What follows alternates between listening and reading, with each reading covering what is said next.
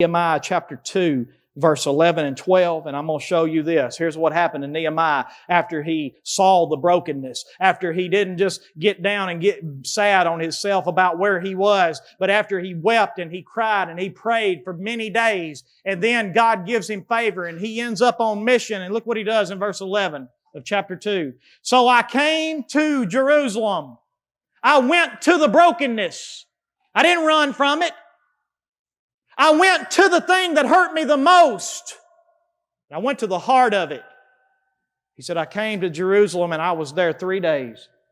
And then I arose in the night, and I and a few men with me, and I told no one what my God had put in my heart to do at Jerusalem.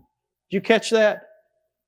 How do you get the mission that God has for your life? It came through recognizing his own sinfulness. It came through recognizing the brokenness around him and not being so focused on self that he was trying to get away from it.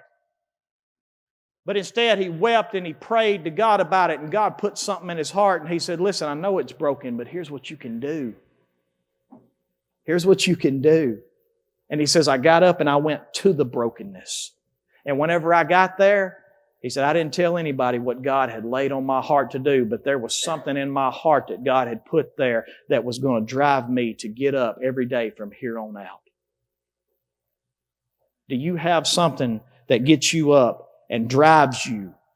Do you have mission that leads to the vision in your life? Or are you going to be like the people in the days of Noah and the days of Lot? They drank, they ate, they built, they plant, and then the flood came, and guess what?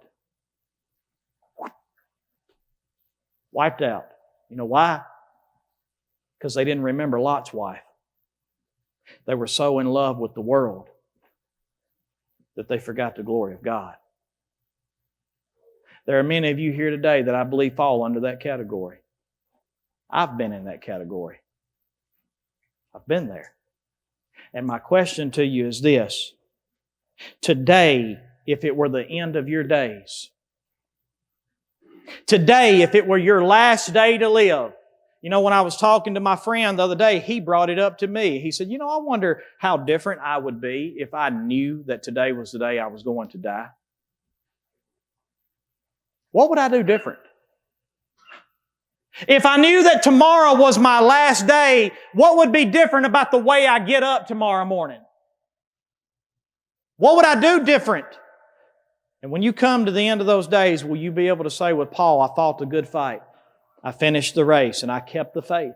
Will there be anything in your life to be able to say, it is finished? I was on mission. I completed that mission. I didn't do everything right. I didn't get it all right. But I was on mission for the glory of God. Are you living on that mission, or are you just living your ordinary worldly life? If not, recognize this as sin. That's first and foremost, just like Nehemiah did. Listen, he was the cupbearer, living in the palace, doing good. But he recognized this is not God's purpose for me. This is not what He means for me to do. And he confessed it as sin. And you need to be able to see that there is nothing in this temporary broken world that is worth chasing after and giving your life to. Although there's nothing wrong with enjoying those things, God gave us all these things to enjoy and to glorify Him forever.